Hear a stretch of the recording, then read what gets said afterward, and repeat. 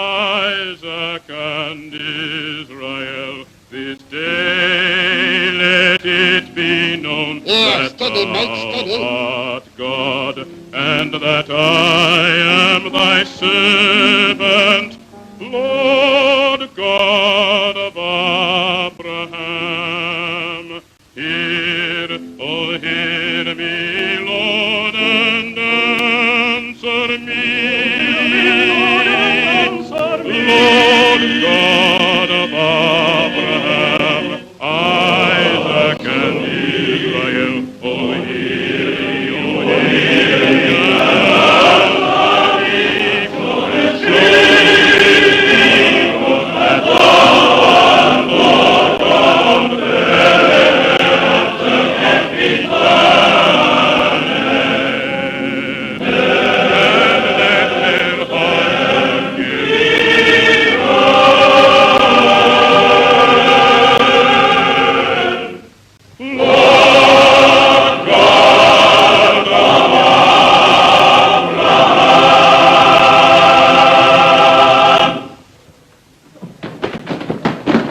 Was that you? Yeah. Was it all right? Oh, come up here. We want to talk to you. No, come on up, friend. Come on up, friend. No, thanks. I'll stick to my own line. But that's where you ought to be. Well, so long, chump. So long. Good luck. The same to you. Hello, welcome to Movie Uppers. My name is Bob Sham. I am Angela. And this sounds here maybe, dogs. It's we bid farewell to Mr. Paul Robeson this month. And I also had you watch a half-hour documentary, which is also available on this Criterion set. Because this month's theme, Portraits of the Artist, was named for and inspired by this Criterion collection of Paul Robeson called Portraits of the Artist. Of course, we're talking about we talked all month long about two leading black men on both ends of the spectrum of film history.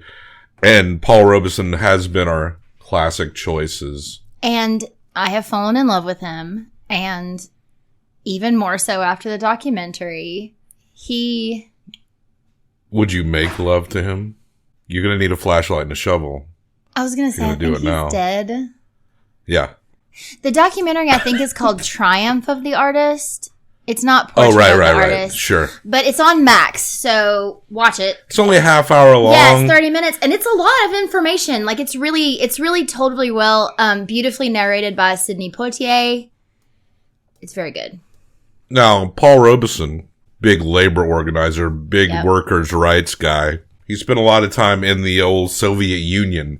Now, there's a point in Hollywood history where being like a socialist or a communist or identifying with those ideologies was maybe a more casual experience, though the governments were always a little paranoid of the Soviet Union, even going into World War II, even though they were technically our allies. There was a lot in early Hollywood that seemed to toy with the ideas because they became very popular over that span of time, especially coming out of the fucking Great Depression when there's so much systemic failure and a lot of the Dust Bowl and shit like that. That kind of living makes you think like, ooh, we could really use some kind of a social safety net. Old Paul Robeson, he, as you could imagine, a guy who's openly into socialism, an open socialist. Of course, he broke out singing Old Man River, which apparently that song was written for him. Yeah.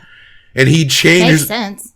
And he would change the lyrics over time to appeal to his political and social standards. Or even what was happening even to him, because by the end, he's singing about, I will fight until I die. And that performance in the James Well movie that blasted him, right? He would do global concerts.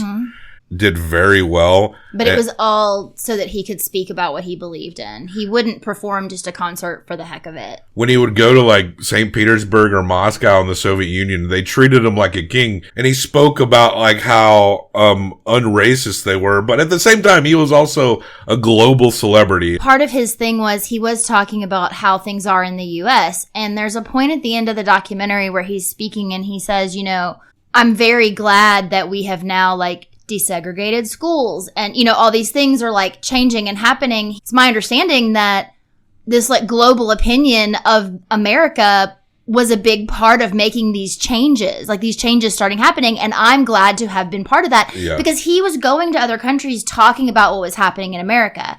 And they took his fucking passport away because they saw him as some sort of threat.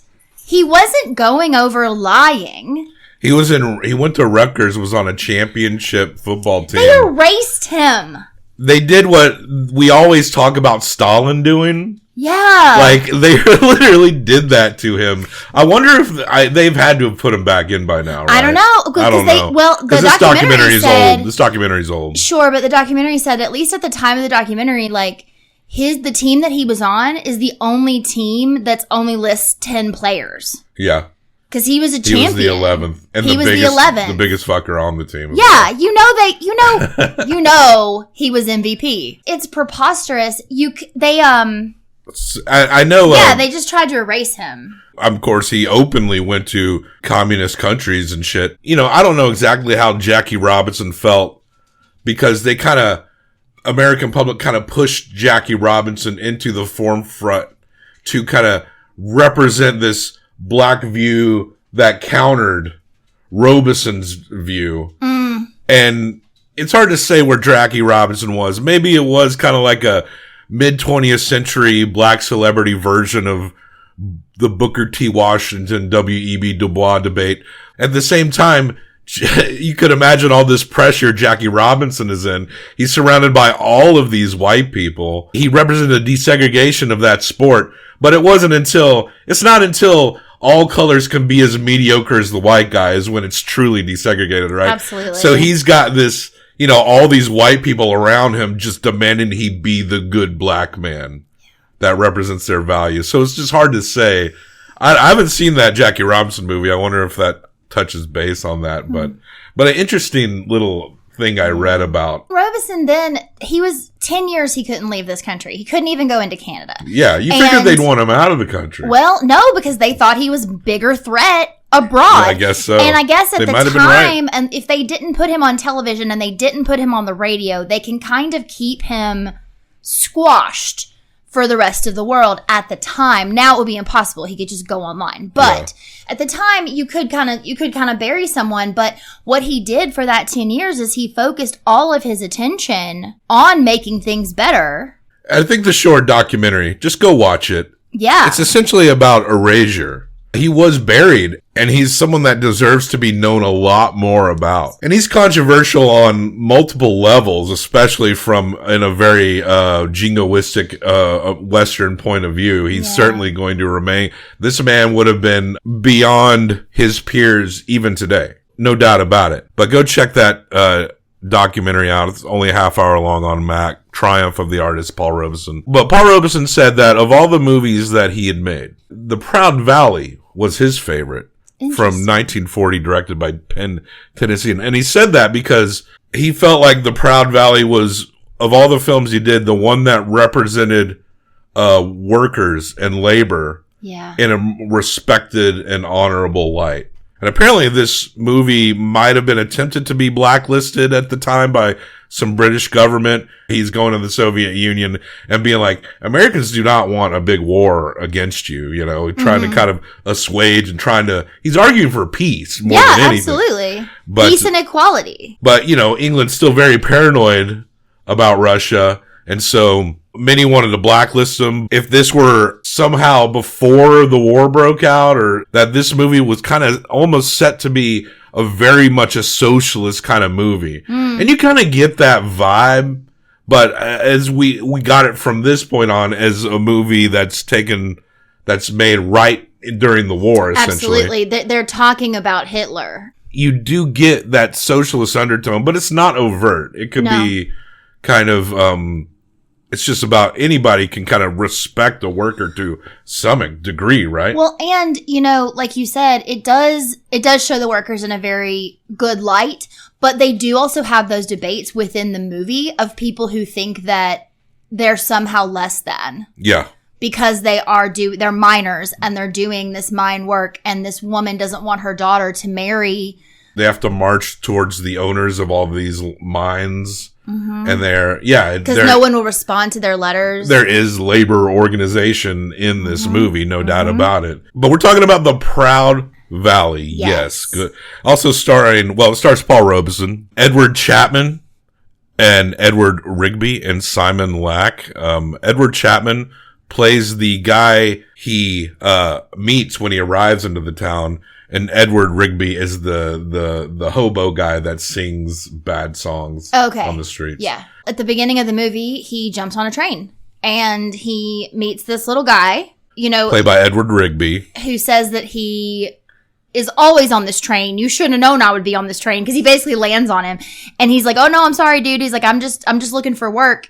And he had been on a boat, I guess, a ship, and he got out in South Wales. And so he's like looking for somewhere to go. And the guy tells him, well, this train ends in this little mining town, but I have a way to get money. I pick a well-known tune and I murders it. Now listen.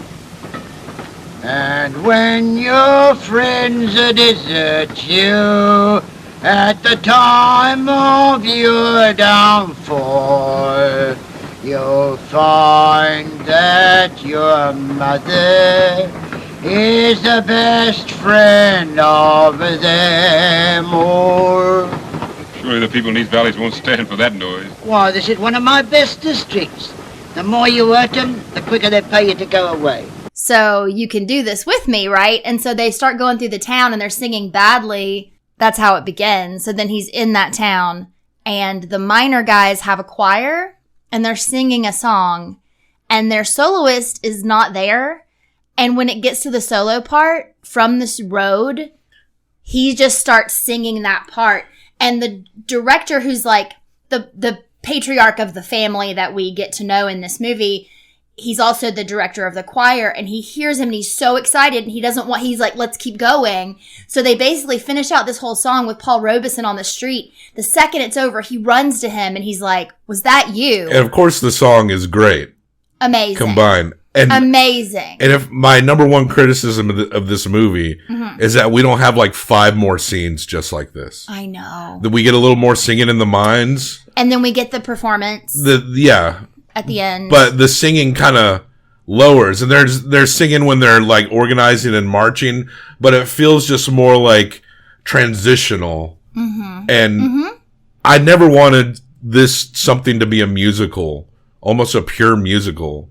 So much of my life really is when I was sitting here watching The Proud Valley. He's a great singer. Mm-hmm. Every moment he's singing, that's what's so nice about that short doc, is that it goes through him singing. So it does kind of scratch that itch, even if it doesn't sit through the entirety of all the scenes. But yes, there are performances here that are really good vocal performances. And the movie is concentrating on these workers and labor organization, but come on, we couldn't have just had some more choir scenes in here. Like, come on, I really was. It really left you wanting more. I know, and the reason that we don't have as many actual choir scenes in this movie, the music is more about building hope.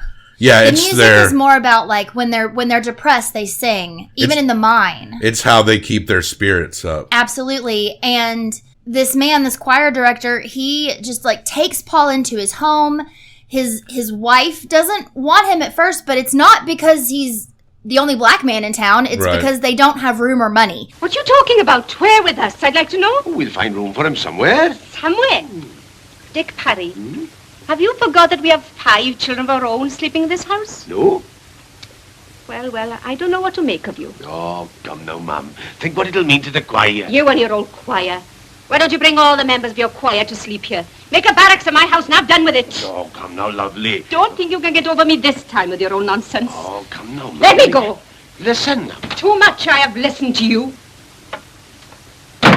And she's worried about being able to feed someone. And Paul's like, if you get me a job, I will pay. And her son wants to get married. So he becomes a lodger. And we do experience racism when he's going into work. Yeah. And, he's going to go down in the mines. And this one guy's like, I don't really get the seniority thing. But he's talking about, like, the choir director pulled seniority and I guess making him the soloist. Yeah, and because this guy just wandered into town. But then they give examples giving him a job of everyone pulling the family card or the nepotism card. Absolutely. And then one of them goes, we're all black down in the mines. Yeah. Anyway. But Paul gets upset by that, understandably. He is, like, mad for, like, 5 minutes. He is, until they get down in the mine, and he's still upset. And the guy's like, I know. We need to sing. He tells Paul, he's like, start a song. And he starts singing and he still doesn't like it. But then the other men voices come in. Back to work with no repining all through the night. Overhead the stars are shining. All through the night we're singing. Dream not of but dream of fleeting. Morning sun brings love leading. Sing me then a song of greeting.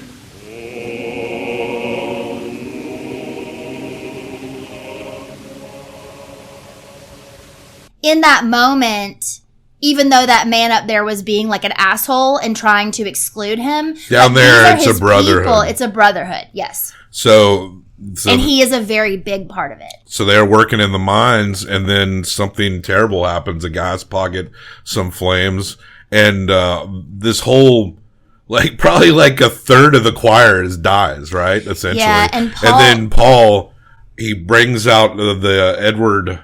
He walks through the fire. Brings Dick Perry, is played by Edward Chapman. He's holding them, but it's too late, and he dies. One thing that made me so sad about this movie is that, you know, we get the hobo character actors played by Edward Rigby. You know, he's separated from his buddy that he meets, so he walks off singing his terrible songs because that's how he makes money. People pay him to go away. But it's also a song about being on your own again and your friend leaving you. But we lose this great character actor early on, and then Edward Chapman, also a really good character actor, and then he dies. Simon Lack, who plays Emlyn Perry, he's alright. He did an okay job.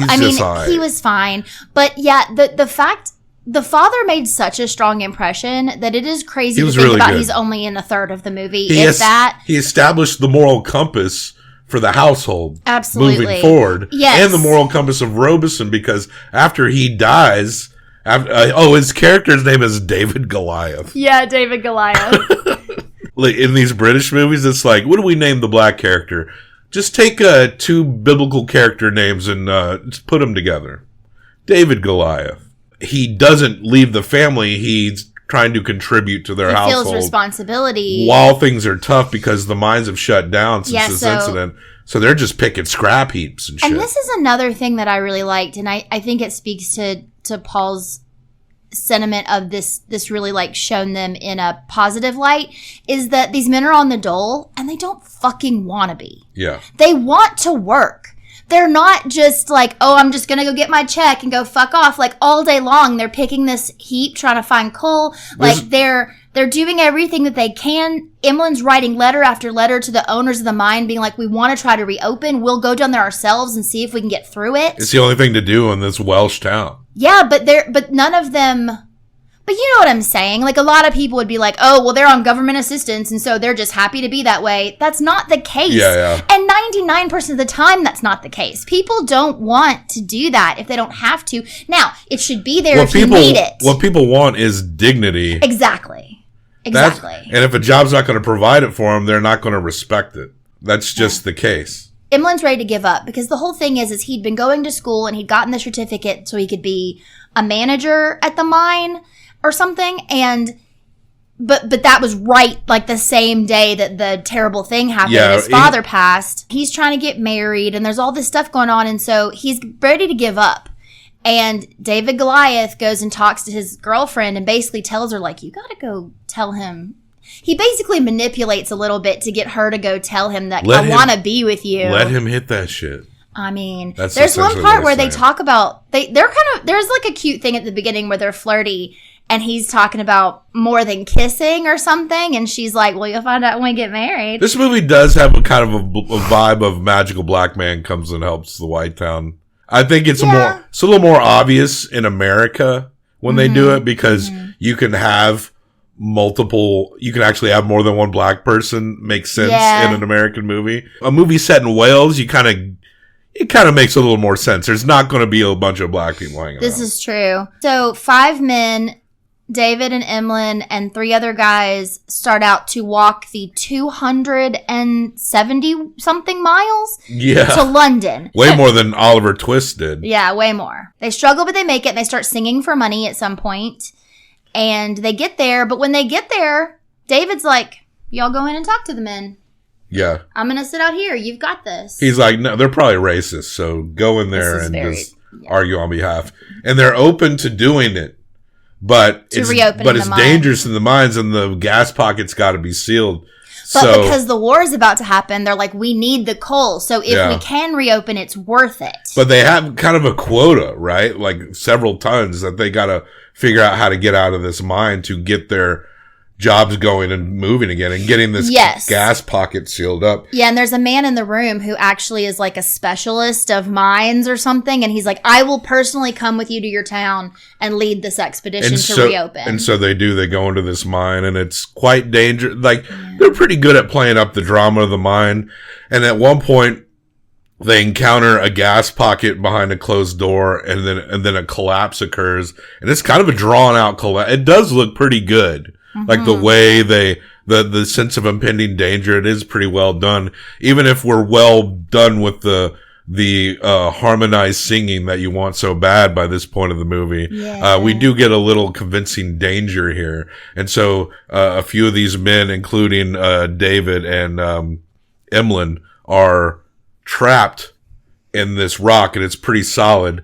And they have enough line to set one explosive, but they're going to have to hide behind this rock face, but the line's not very long, which means they're going to die in an hour. They're going to run out of oxygen. So whoever sets the detonator on that line, because it's just so short, is essentially forced to sacrifice their life.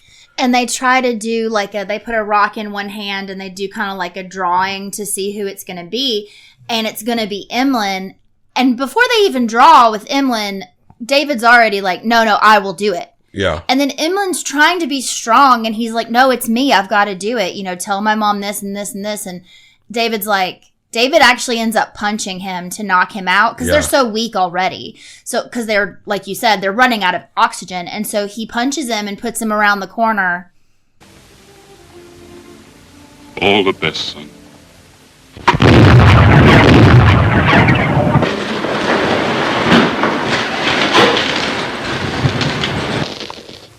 And then he goes and pushes it. And sacrifices himself to save those boys. So it is like an ultimate act of heroism. We're down to one last Robeson this week, which is this one, and one last Mr. Denzel movie. But our little theme of this week is the artist of the people. So you definitely this movie about the dignity, the heroism of laborers, is definitely in Paul Robeson's wheelhouse. We do get one more song at the end, and we do hear his voice, but he has passed. Yeah. So a sad one. I feel like the things that, my biggest criticisms of this particular movie are just that we didn't get enough of certain elements within it. I can't really complain much about the rest of it. Story-wise, I thought it was very good. Yeah. You get the point of the movie. You get what it's trying to say, and it's just, and the point of it is not something you see that often. Of course, Paul Robeson is ultra charismatic. Absolutely. The young love characters, that was the least interesting part to me. Definitely. Like you said, Emlyn was just fine. His little girl was just fine. Simon Lack, he didn't have the chops compared to to the other stars in the movie. I mean, he did fine. He just seemed very, straightforward, like a very plain type guy compared to, the Paul Robeson and Edward Chapman. It's and like guys he learned that. his lines and then just went in and was himself or something. Yes. Which, some people can do that. Yeah, I mean, someone's got to be the Drew Barrymore, right? Yeah. And that was Simon Lack. This was a really good movie, though, I think. Yeah. I think there is a rarity to it, and I think with these last couple of Robeson movies, I think it does help to understand the story surrounding it, and to understand the lead man himself. Yep. Sometimes, I'll read. Often we'll watch these movies, and then before we discuss them, I do some very surface reading, right? Mm-hmm. Production notes. Maybe if I can find a nice article, and sometimes it will change my outlook of the movie. Not extremely most of the time, but like getting a context as to what's behind this, if I can discover any meanings I didn't glean before. But I think, we did properly study Robeson this month with these selections. And I think this is my favorite movie of his that we've discussed, personally. That's hard. I just really wanted more musical. I did too. I really, really wanted more musical. But I think I will give it a 3.75. I think that matches my Jericho score. Really. But I would edge this out by a 0.001 or something. I'm going to match you. I don't remember what I gave Jericho, but let's see where it falls. It's a 7.5. Jericho got a 7.75. Jericho. Because I think I gave Jericho a 4. Yeah, you really like Jericho a lot. That's what I was having a hard time, because I really did like Jericho. The musical balance in Jericho was better. So I think it, though I will say the few musics we got in this one, just with the harmonizing of the choir, was superior. Let's bump it up. I think they should be even. Well, who knows what could happen to the ratings of these movies in the long run, right? I know. 7.75 for The Proud Valley. Sharing the ranks with another Robeson feature, Jericho, and also movies like American Gangster, Four Lions, and Inside, Llewyn Davis. These movies are at least as good as those movies. So that's it for our Paul Robeson. We're going to miss him. Who knows? He may pop up again. This collection that we named our month's theme after. Anytime. Has double the amount that we actually talked about, as well as some documentaries, including the half-hour one, Tribute to the Artist. I feel like we could do a whole other month with him and Denzel. Well, there's a lot of topics, a lot of subjects, a lot of movies to behold, but it was a good month, this one. And next month is going to be Women in Crisis, all about women with issues, problems, things that they're dealing with to a variety of degrees. Another subject that is challenging to whittle down. But, yes, we're going to encounter women in all kinds of trouble by the end of this week. So, but stay tuned. We got one more Mr. Denzel movie. And then, we kick off our Year of Von Trier, Lars von Trier movies. By the end of the year, we will have discussed a dozen Lars von Trier movies. And, cause this election year is not going to be sad and depressing enough, is it? Right? We got to discuss a dozen Lars von Trier movies before we get to the end of it all. Stay tuned for more. Thank you for hanging out with us. Check the show notes for links to other places to find us. Like, subscribe, leave a comment, a correction, a fun fact. Do you have a favorite Paul Robeson story? I think at the end of this episode, I'm going to post a video of him singing to Scottish miners, which we saw in that short documentary. I thought it was a very sweet performance. Yeah. And we will say goodbye to Paul Robeson for now. I'm sure he will come up again. Is there any last word you choose to say? Anything you want? We love you. I dreamed I saw Joey Hill last night, alive as you and me. Says I, but Joel, you're 10 years dead. I never died, says he. I never died, says he. In Salt Lake City, Joe, says I, am standing by my bed. They framed you on a murder charge, says Joe, but I ain't dead. Says Joe, but I ain't dead. And standing there as big as life and smiling with his eyes, says Joe, what they can never kill went on to organize, went on to organize. I dreamed I saw Joe here last night, alive as you and me. Says I, but Joe, you're 10 years dead. I never died, says he. I never died, says he.